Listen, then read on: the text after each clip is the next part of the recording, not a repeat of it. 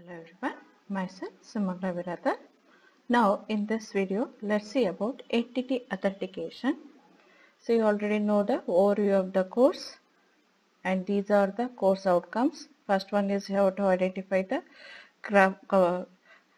cryptographic basics and crypto analysis concepts. So you already know how to all the concepts and how to make the analysis. So now you are able to identify the basics and analysis concepts.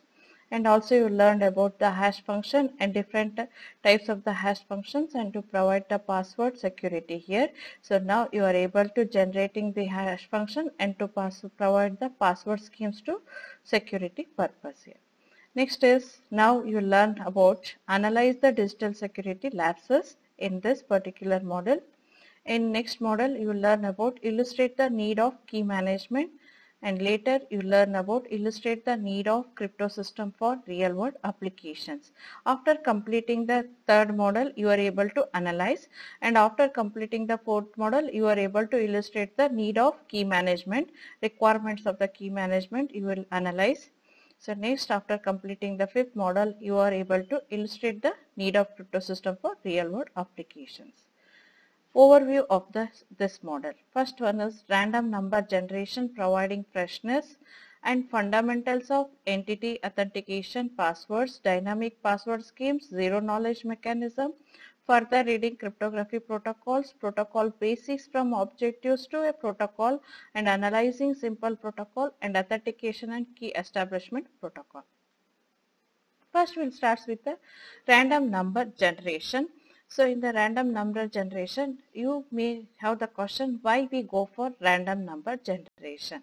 So random number generation it is used to provide for entity authentication. This entity authentication is one of the security service here and many of the cryptographic this entity authentication mechanisms rely on randomly generated numbers. So why we go for randomness? Most of the cryptographic primitives take structured input but it turns into something that has no structure. What are the output you'll get? No, that output is not a structured format, but input whatever you'll give, no, that is in the form of the structure format. And even cryptographic primitives require sources of randomness in order to function here. So to provide the security, sources of randomness is very important in cryptography.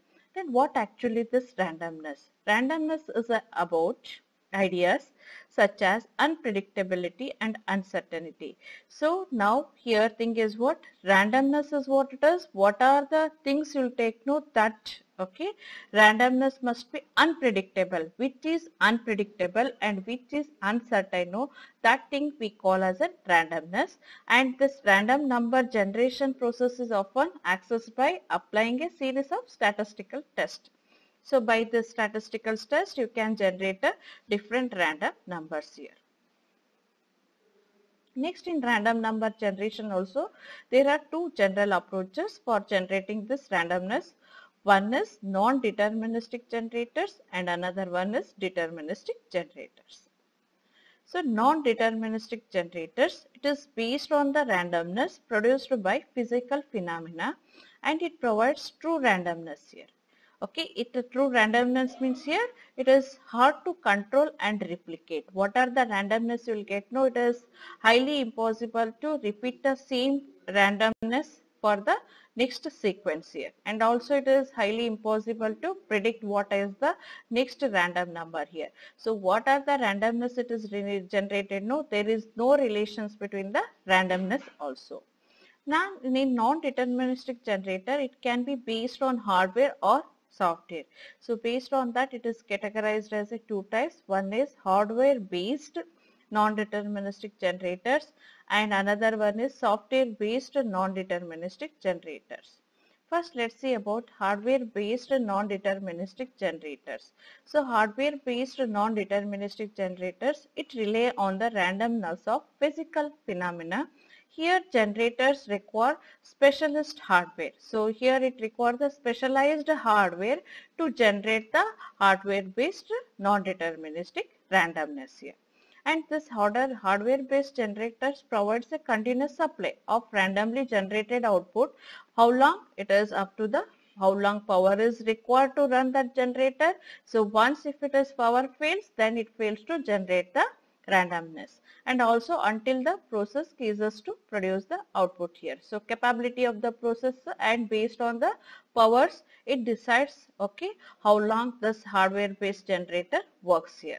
But because here specialized hardware is required to generate the hardware based non-deterministic randomness. So these types of the generator are relatively expensive. So due to that reason, you can go for this software-based non-deterministic generators. So software-based non-deterministic generators rely on the randomness of physical phenomena.